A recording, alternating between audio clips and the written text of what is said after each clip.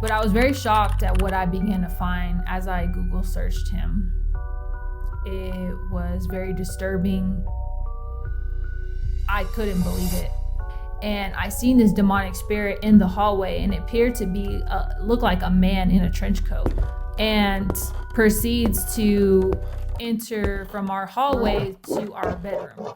If I did not get out, one of us could end up dead or in jail.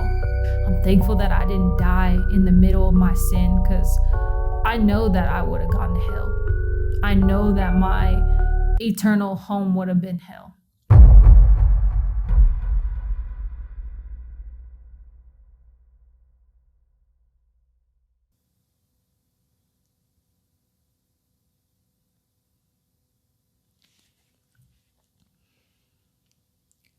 So today I've decided I finally want to share my story of my experience of being a domestic violence survivor.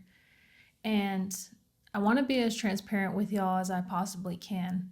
But with so much going on in the world right now with domestic violence and celebrities, and also trends on TikTok with victims coming out and spreading awareness of domestic violence and how they've been abused, how they've been a victim of this matter, I just thought it was only right for me to come out and share my experience as well.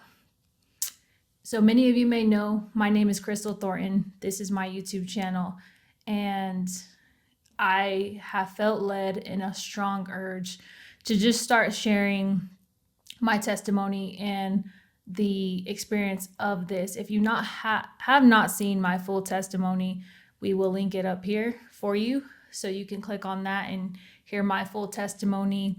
And I pray it impacts you in some form or fashion and encourages you. So, my experience with domestic violence. I began dating a guy back in 2012. It was my senior year of high school, and he actually attended my high school, but he was a year older than me, so he had graduated before I did. And he was my first serious boyfriend, I would say, and I started dating him, like I mentioned, in 2012, and we dated for up until 2014, 2015, very on and off as well. But yeah, he was one of my serious boyfriends at the time, and I really gave my all to this person. I really thought that I was going to marry him, have a life with him, have a family with him, all the things. And it quickly took a turn, for the worse. And I think that as a survivor, looking back, I really began to see the red flags in this person very, very quickly.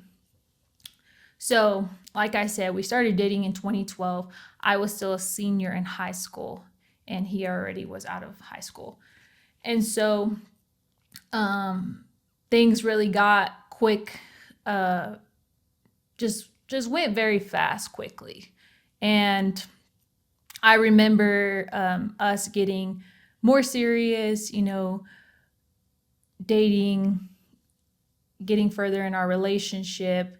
And quickly he started to become, controlling, jealous, feeling like he was already, as if he was like my husband or a father figure, like controlling me in those types of ways. Like, hey, you can't be here, you can't go there, you can't hang out with these friends. And I never really thought too much of it, because honestly, I was like, well, he's my boyfriend, right? So, I mean, maybe he's right. Maybe I shouldn't just hang out with my friends. Maybe I should hang out with him more or be around him more and not so much of my friends. But definitely looking back now, it was a red flag. And so he didn't like a lot of my friends. So I had ended up cutting them off or not being friends with them anymore. And I remember even my own parents not being fond of him, and because of the fact that he was older and you know, just the fact he was older, and I feel like my mom recognized that he was not a good guy for me. Like, that mother intuition of just seeing, like, you have that friend or you have that person that goes around your child and you're like, something's not right about this person. And she definitely had that about him. And I never really paid much attention to her. I never really believed her. I was so like head over heels over him. And he was just my first ever serious boyfriend. So I took him really just, I was like so in love and so head over heels, like I mentioned. So I wasn't wanting to hear what my parents liked or didn't like. And I was already an adult at this point. So I was definitely not trying to hear what my parents wanted from me anymore. I was getting to that point where it was like, I don't care what you want, it's what I want. And I just wanted to appease my flesh. So then 2012, 2013 comes around, and I just know that we start getting more serious and things like that, and they start moving quicker. And my parents do not like how I'm possibly staying out late with him, coming home late, not abiding by the rules, not coming home at my curfew. And I remember that they gave me an ultimatum and telling me, hey, if you're going to continue to see this guy, we're going to need you to get out. Or if you break up with him, you can stay here. And I wasn't in a place where I wanted to break up with him, honestly. Like I said, there were red flags, clear indicators of red flags, but it wasn't enough for me to stop seeing him. And keep in mind that we began to have an intimacy, relationship, sex, and things of that sort. And it started to develop a soul tie where if you're having intimate relationships with people, then it's harder to break that bond. It's harder to break that tie with them. And so, like I said, when they began to tell me the ultimatum, I wasn't for it. And without a shadow of a doubt, I quickly just moved out. We moved out together, actually. We ended up getting an apartment together and lived together. And that was the first time I've ever moved in with someone, a roommate, lived with someone, a boyfriend even at that. And a lot transpired for sure. The way I felt about moving in with him was so mixed feelings. Like I was excited, but yet I was upset and sad because my parents weren't for me in that way of being for my relationship. But also happy because I got to do something I wanted to do for once and be with someone that I wanted to be with. And quickly, it started to unravel and the truth began to come out. So it didn't take long for us to, get accustomed to each other and just start living together and being with each other. At this time, I was going to college, a community college in the town, and I was pursuing my career to be a pharmacist and going for my basics in pharmacy. Like I said, check out my testimony for what happened there.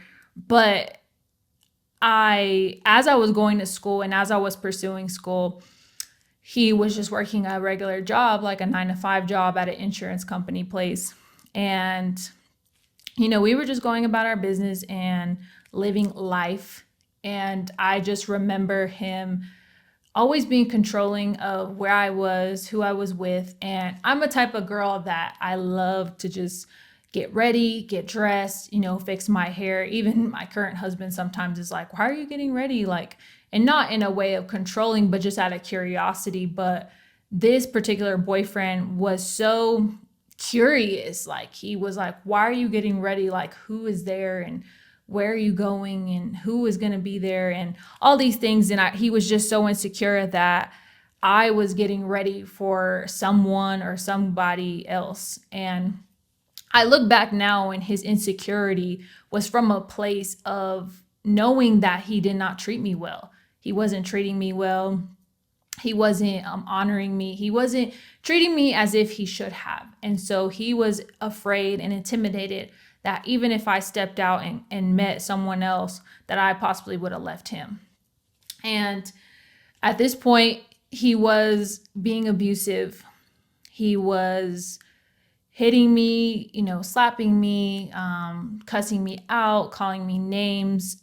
If I didn't answer my phone, I would get a talk from him. I would get voicemails, whatever the things, all kinds of things, all kinds of names.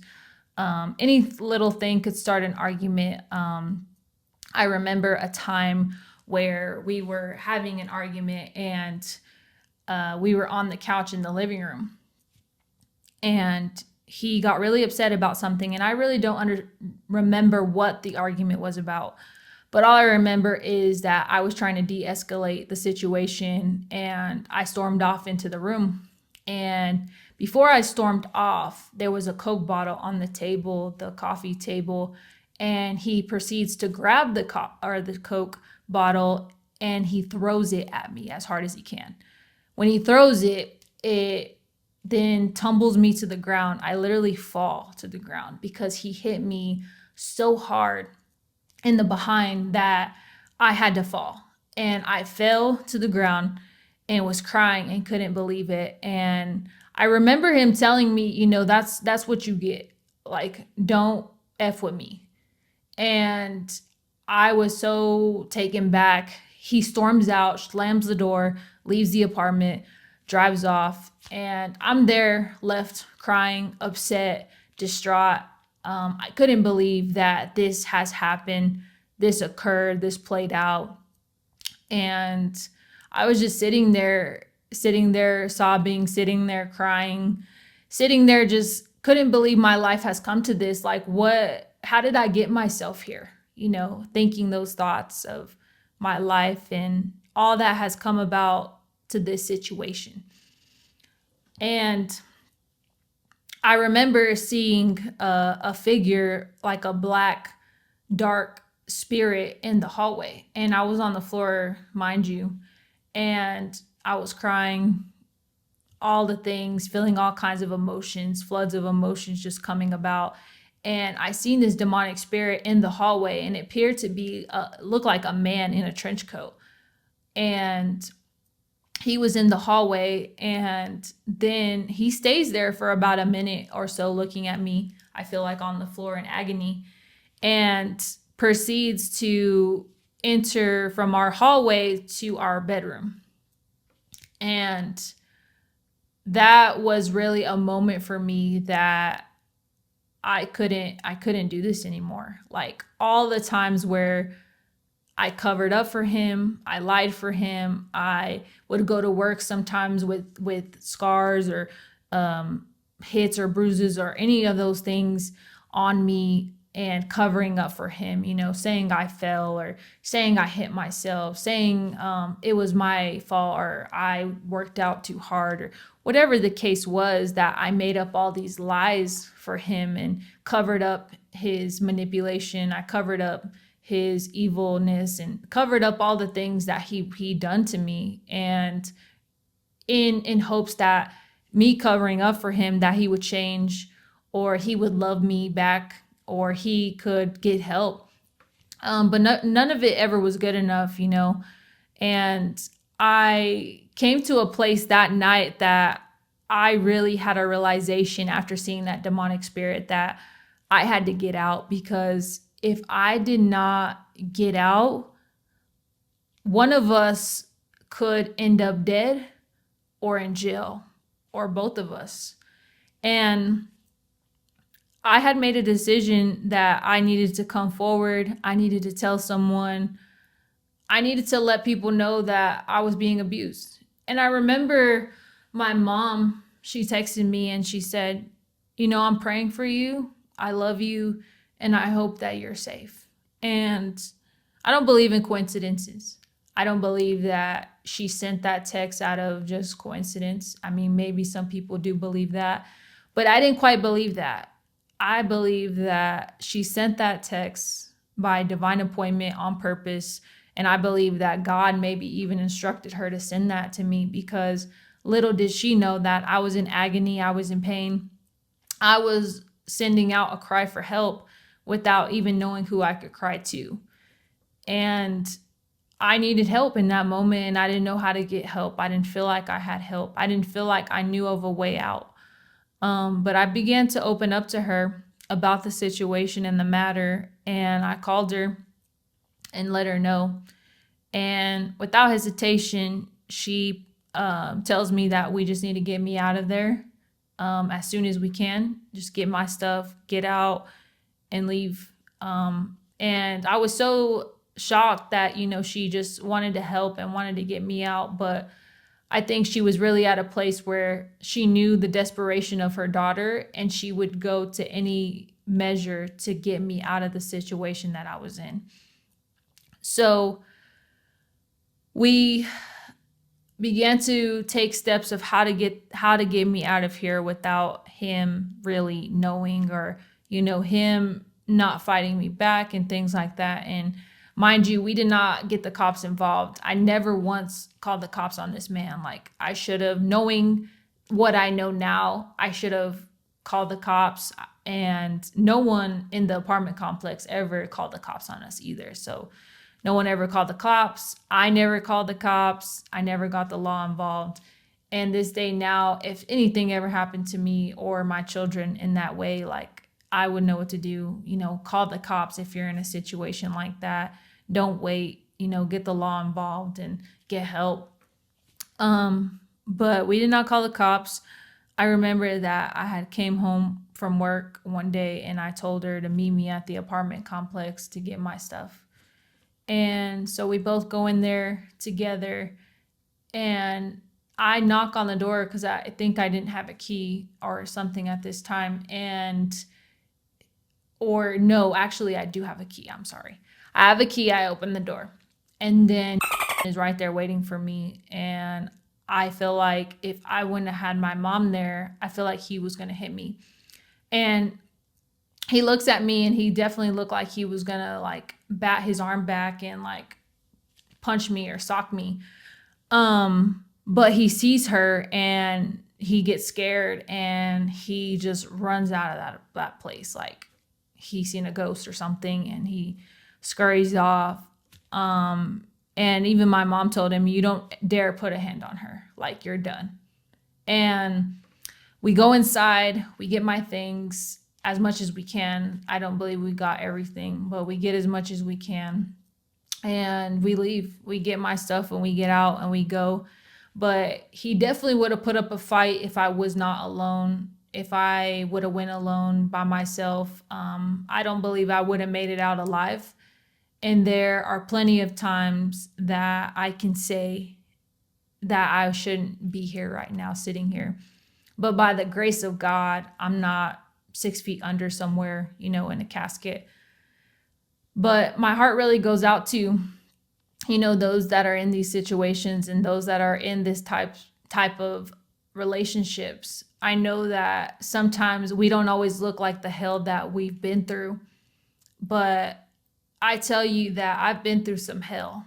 I've been through some hell with this man, and he, ran me through the ringer. He definitely dragged my name through the mud. He definitely has called me all kinds of things, hit me, abused me mentally, physically, spiritually, emotionally, all the things. And I don't regret leaving that day that I left. And it was so hurtful to me, to see that all transpire. Like, it took all this for me to leave. It took all this for me to get out of this situation. But enough was enough. I was tired of being sick and tired. I was tired of being mistreated. I was tired of being treated like a dog, or, just being abused in such a way that I've never experienced or encountered. Like, if you love someone, you don't abuse them. You don't mistreat them. You don't call them out of their name. You don't belittle them, and I think that we are looking often for love in so many wrong places, that he could not provide love for me. He could not lead me because he was not even led by God himself. And so I really learned a lot in that relationship, and I really began to discover who I was and truly how strong I was to even just get out and then to begin speaking out on such matters, because I know that victims do not want to talk about these situations most times and they're not ready. And I understand that. And I sympathize with that. And I just know that there's freedom though in you getting out. There's freedom in you sharing your testimony when you're ready. There's freedom, and don't let others dismiss that or downplay that, because there truly is freedom. And even myself, by telling y'all of the experiences I've encountered with this, I hope that it helps someone and encourages someone. But like I said, I got out, and mind you that we were on the lease together, and a lot transpired. I remember that I didn't even think to get my name off the lease or tell the leasing apartment like, hey, like I'm no longer living here. None of those things. So some months go by. I think it's like 3 months, maybe 4 months, and the leasing office calls me and lets me know that he was no longer paying the bill, or the bills were not paid, the rent was not paid. And so that they told me they were going to evict us because they still believed that I was living there. They were going to evict us and lock us out essentially. And so I end up going there with my mom and talking to them and letting them know I'm not on the lease. And I felt led to share with the leasing manager, hey, that my boyfriend, I moved out because my boyfriend was abusing me. He physically was abusing me. I had bruises, I had scars. I possibly could have been dead if I stayed in this relationship any longer. And she heard me out. Like, I feel like it was by God's grace that I even just felt led to just share my story with her, because she let me off and she said, I am not going to put this on your credit and put this on your record or any sort. I'm just going to dismiss that you are even on the lease, and I'm going to just put it on his record and his credit. And I could not believe that she had such favor with me. But I truly believe that I look back that she had been through a similar situation, or she knows what it's like to have been in an abusive relationship, and you're caught up in the mix of it all. And it's so messy sometimes that you're just trying to get out. And that's what I was literally doing, is just trying to get out, just trying to get free, just trying to get away from him as fast and as quick as I could, because I wanted nothing more to do with him. If that means not being in the apartment with him, not being on a lease with him anymore, good, great. He can keep it all. He can have it all. I don't want anything to do with it. And so I was just very grateful that she had that compassion on me. Like, she didn't have to do that. She didn't have to feel sorry for me. She didn't have to just empathize with me on what was going on. Like, she really knew, I feel like deep down in her heart, that she knew exactly what I was going through. And so I ended up getting out of that, and thank God. And, time transpires and things like that. And I'm telling my mom, Mom, I really need to get counseling for this. I really feel like there's something wrong mentally. Like, I'm just not right. I'm not the same anymore. And I didn't know the severity of how much the abuse impacted my mental health, and how much it impacted my spiritual health and emotional health, all the things. And I really felt like I could see a difference in myself. Like, he took apart a girl that was so strong, but yet I lost a part of myself being with that man. And I look back, and I really was not in great mental condition. Like, I was getting by, but I knew that something in me needed to release that abuse and start talking about it, go to therapy, go to counseling, get help. But in my culture, oftentimes we don't go to counseling. We don't have therapists. We don't talk about our issues out loud to strangers. whatever the sort. And she just dismissed it and said, no, you're fine. You're physically fine. You're not getting hit anymore. You're not being abused. Like, you're okay. Swept it under the rug, right? And so for years, I swept it under the rug. I kept it there. I harbored it and was just bitter, angry of the situation. And it was just festering. And up until I went to ministry school, it festered. But because of the unaddressed wounds, it began to just increase and transpire and transfer into other things, into other situations, into other relationships I had. And I just began to try to fill that void with drinking, with promiscuity, with just all the things of self, feeling myself and feeling what my flesh wanted, when, now, how, like all the things I wanted just to fill the void that my ex-boyfriend had created in me. And I was just searching for someone to love me, someone to embrace me, someone other than God to just feel that, when ultimately only God is created to fill a void that deep within you. No one else can fill that void. No thing, no person, no entity, none of those things can fill a void like God truly can. And it wasn't until 2018 that I really realized that and learned that. I end up going to ministry school in Gainesville, Georgia. And while I was there, I began to have night terrors of my ex-boyfriend coming back and pursuing me and chasing me down, hunting me in such a way that he was so upset with me for leaving him that he was gonna ultimately kill me, hurt me, harm me, whatever. And I would wake up several nights like I just genuinely felt like I was being attacked. And I remember telling someone in college, like, hey, I need help. Like, I'm having all these demonic dreams, these demonic attacks. Like, I need to talk to someone about this and get help and be set free. And so I remember one of the pastor's wives, she actively helps domestic violence patients and people and sexually assaulted people as well, like all the things, those that have been abused in every form or fashion.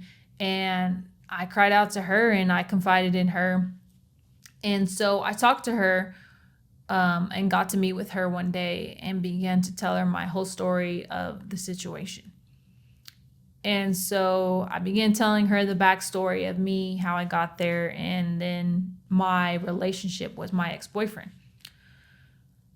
And at this time, I wasn't for sure if I had forgave my ex-boyfriend. I've done a lot of just thinking and meditating and thinking on if I really have forgiven him by this time. And, I began to tell her all these things. I wasn't bashing him, but just basically telling her the truth of the matter and how I got here, how I came to this point. Why am I having night terrors? Why do I feel like I am being attacked in such a spiritual way? So I believe that this was a warning from God. And I believe that I was at the gym one time and he told me, he's like, if you don't deal with this now, it's going to deal with you later. And I was so intimidated by that. I was like, what? Like, what do you mean? Like, it's if I don't deal with this, like, and I truly believe that he was telling me to deal with my trauma and deal with my hurt, because if not, it was going to deal with me in other ways, with other relationships or later down the road in the future. And quickly I was alarmed and I told her about this and let her know of how intense the dreams were. So we began to talk about him and discovering the truth and all the hurt, uncovering it all and revealing it all and it all out on the table. And I know that that's a lot for some victims to just, relive that again. And I know that it can be a big thing and it can be a scary moment for you. but it was one of the most freeing things I've ever done. It was one of the most liberating things I've ever done. To hear me just talk about my story and how I made it to the other side and how I shouldn't be here, but I am by God's grace and his mercy. But letting her know that and, telling her the truth of the situation. And I remember she looked at me and she said, Crystal, I truly believe that you forgive him, but I think that you don't forgive yourself. And man, it hit me like a ton of bricks when that statement was said to me. And so I remember ending the session and going home to my apartment and just thinking like, do I really forgive myself? And I think later that night I went to work out. And I always work out just to clear my mind and, just to mentally think and be clear. And so I go work out, and in our apartment complex at the time, it had mirrors on the walls, and I was on the treadmill. And then after I got off the treadmill, I began to just look at myself in the mirror. I felt like God told me, hey, begin to look at yourself. And I just look at myself, and I felt compelled to just tell myself like, hey, Crystal, I forgive you. I forgive you. And a part of me, I felt like, told me back, said, what took you so long?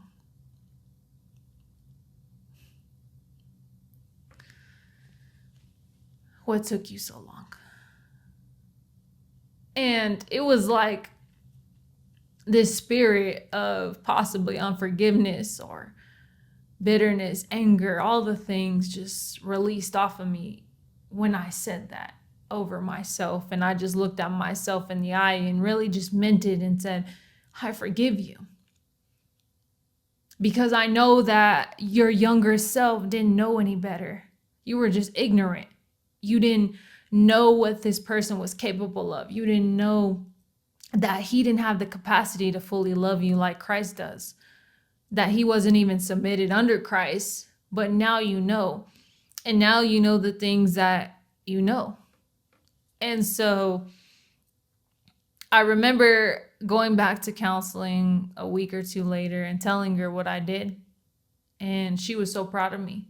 She said, what did that feel like? And what led you to that point? I said, I didn't lead myself to any point. I felt like God led me to do what I had been needing to do, but I just was in a clear headspace that I could finally do that to myself and give myself that, because at the end of the day, I needed to do that. I needed to forgive myself. I needed to let go of things that I did in my past that my younger self didn't fully know what I was doing. So she was very proud, like I said, and we just start, laying things down. I remember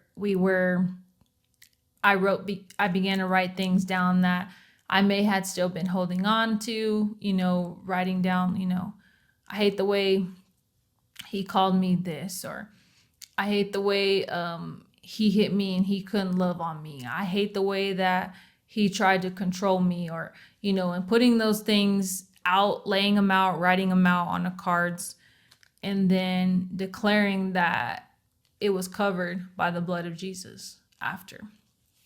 And I just remembered that in declaring like what I was still holding on to, what I was still offended by, what I was still harboring in my heart, and releasing it, that spiritually it released forgiveness to him, to someone that may not even be sorry, but yet to release him from a debt that I had him held by.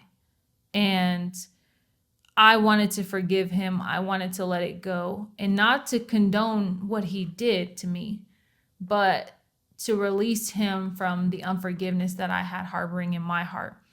Because forgiveness isn't always about the other person, it's more sometimes about yourself and helping you release those things in your heart to not carry such offenses or such anger, such bitterness. And your heart is such a sacred place that there's no room for offense, there's no room for bitterness and anger and trauma that I know that this world can bring us sometimes.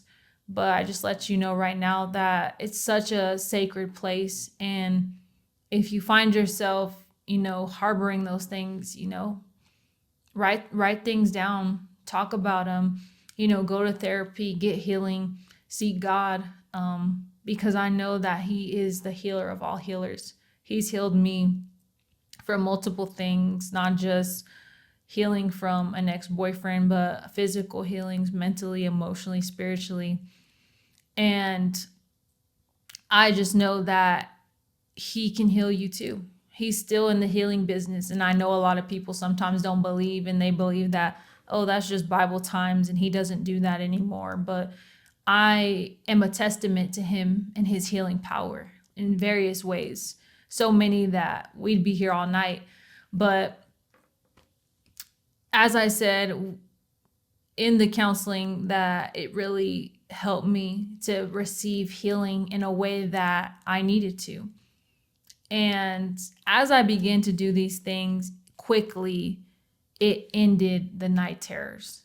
And I truly believe that it was very spiritual with these night terrors, and it was God's way of saying, get help, talk about your issues, speak out, let someone else know. As the Bible even says, when you confess your sins to your brother, you will be healed, and there's healing. So I believe that in the confession with a source that I can confide in, there was healing in that, and there was freedom, there was liberation, there was a revealing of God's goodness and God's mercy and God's glory. And it really has changed my life and transformed me. And I'm a big advocate on going to counseling, seeking help, seeking wise counsel on these types of things. Don't deal with it by yourself. Don't battle alone, and don't struggle alone. Find someone and confide in someone where you can talk to about these things, because I know that we're not meant to do life alone. We're not meant to go through these types of things alone. And more than not, I see that women and men are going through these things. And it's so sad to me that our culture truly normalizes abuse, like in so many ways, in so many fashions. Like I was telling my husband, even in the church, it's very normalized. And I have recently in my spirit have seen a bride that's wearing a white gown, a beautiful bride, and her gown is very damaged. It's dirty. She looks malnourished. She looks beat up. She doesn't look taken care of. And truly, that's how I see God's bride in the church, not being taken care of and being abused, being hurt, being harmed, not looked after. And God is not pleased. I think of if my husband gave me to someone for 2 or 3 months and said, here, take care of my wife, feed her, clothe her, take care of her, and I'll be back in 2 or 3 months. And when I come back, I'll get her. And he comes back and I'm not fed, I'm not clothed, I'm beat up, I'm chained up, whatever the case is. And he would be upset. And rightfully so. So the same applies with God. And I think that so many times we're condoning abuse, we're normalizing abuse, we're dismissing abuse. Even in the situation with this boyfriend, I remember his own mom telling her that I was being abused by her son. And quickly she said, what did you do to be hit and to get hit? And no matter what I did or didn't do, it's never an excuse to put your hands on a woman. It never is. And so much right now with the media that's going on with the celebrities and the cases and everything that's transpiring, I believe that this is awakening and opening and exposing something that's been going on for years in the church, in society, with people. Like, don't allow yourself to just go through that and endure that. Like, you're so worthy. You're so worthy. You're so valuable that if I could tell my younger self and I had someone to confide in, I would have got out way sooner. I would have not taken that. I would have just put a stand to it and put my foot down. But I'm here to encourage somebody that if you're going through and enduring any type of abuse, get out, find a way out, find someone to confide in and tell someone what is going on. And I know that it can be scary. I know that it can bring a lot of turmoil. It can open up a can of worms. But truly, there is freedom in exposure. There is freedom in telling the truth. That there is freedom in letting people know your story that can handle your story. You know, the Bible says, do not cast your pearls among swine. Like, do not cast what's sacred to you or what is yours to just anyone, because most people can't handle it. So finding people that you can confide in, that are trustworthy, that are loyal, that can honor your story and truly do something with it that needs to be done. And with this, I recently found out about more things about my ex. And I remember waking up probably about 2 weeks ago. God had told me to look him up and Google search him. And it all was full circle and it all began to make sense. But as I began to look him up, I was like, he's either dead, he's either in jail, or he's somewhere off in La La Land. But I was very shocked at what I began to find as I Google searched him. It was very disturbing. I couldn't believe it. So I search his name and he pops up, of course. And it begins to say in the Google search, as I began to click websites and find out more information, that he is in a jail. And his charges were under sexual assault of a minor. And it really just hit me that God really did save me. And so much so that I wanted this person so bad at one time. I would have died for this person, killed for this person, gave my life for this person. But truly, it was God and his loving kindness that kept me from this person. And seeing that and seeing the news I found out about him, I feel like God was like, do you see now why I kept you from him? You wanted him so bad, but I saved you.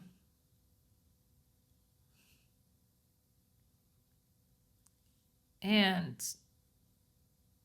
my younger self wouldn't have understood. But now that I'm older, now that years have gone by and time and all the things, healing, my journey of living life without him, I genuinely am grateful. I'm thankful that God kept me from such a man or such an experience, such hell that I didn't need to walk through. I feel like I told my husband this analogy with the movie Lion King, where Simba is in the valley and he's playing in there, and then he a stampede is coming, and Mufasa saves Simba. And I feel like that's how God was with me, that he took me out of that valley right before the stampede came. And I'm just so grateful. Like, I really am. Like, and I can't express it enough. And sometimes we don't understand like why God does what he does, or we don't understand like right now. But years down the road, we will begin to understand. And truly, I can fully say that I'm really thankful. I'm grateful. And I cannot believe the God we serve, that he's just so merciful. And though I may kick and fuss and fight and not want to surrender, not want to do it his way, be mad, be upset, be throwing a pity party, he has a bigger plan for me. And if I would have settled for that man that was abusing me, that was calling me names, that was throwing me on the floor, that was throwing me up against a wall, that was controlling, if I would have settled for that man and even had children with him and all the things, and thank God I never did, but I wouldn't have known what a good man feels like, because my husband is who God had for me all along. But because I decided to get out of a situation that was so heartbreaking at the time, I didn't understand and I didn't want to get out. But yet I was like, it's better to let go than it is to hold on. It's like that analogy, or that like picture. I always see it on social, where someone's holding a rope and they are hurting more by holding this rope. And once they let go, you can still see the scars and the wounds and the tear. But once they let go, it's better to let it go, and the wound won't hurt as bad if you just let it go. And that's what I felt. I was like, I have to let him go. I have to. Like, there's no choice. Like, it's harder to be in a situation that is hurting me and doing me wrong and bringing me nothing, adding nothing to my life, than if I just let go. And sure enough, I let go, and my life changed, and my life transformed, and my life, I found better. But I had to make the decision to let go, to step out, to take a step of faith. And in that, God himself was preparing another man for me, where I didn't even think that I would ever get married. I didn't think I would ever have children. But God prepared a place for me. I remember in the Bible in 1 Samuel that King Saul, he was going to meet Samuel for the first time, and he was going and looking for his father's donkeys, because I believe that they got out and they were lost, and so Saul was looking for them. But in that time, Saul found Samuel and he had dinner with him, and Samuel cut a piece and a portion and saved it and put it aside for King Saul. Even though I believe that they had already all ate, he saved a piece for King Saul. And I think of that with this, that God put aside my husband for me. He already had someone in store for me, and what was mine was mine. And I didn't have to go begging for it. I didn't have to strive for it, but God provided. If I just willingly gave up something that was no longer doing me a service. And in all this, I've really grown, I've matured, I've learned, but I just want to be a light to someone that is going through this right now. You may not know of a way out. You may not know what to do, but I believe that with God, there is always a way out. With God, there is always a greater plan. You know, the blood of God, the blood of Jesus speaks a better word. And you don't have to accept the lies that the enemy has told you all these years, or he has told you, or she has told you, your abuser. Because I know for a fact that you are so worthy.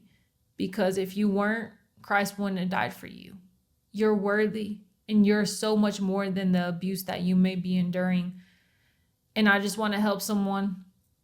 And if you need help, if you need to get out, there is a number of these things, a domestic violence number. We can put it on the screen, but reach out, ask for help, call someone, let someone know that this is occurring, but don't keep enduring it, my friend. Like, you're so much more than what you're going through and the pain that you may be enduring. But take it from me that if you wait on the Lord and you pursue the Lord with your whole heart, all these things will be added unto you.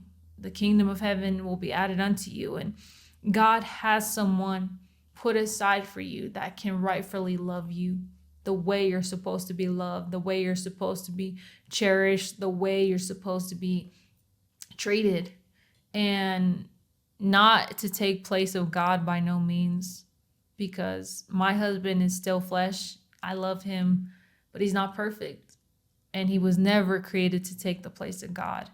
But in finding God, I found a spouse and a significant other that loves the Lord just as much as I do.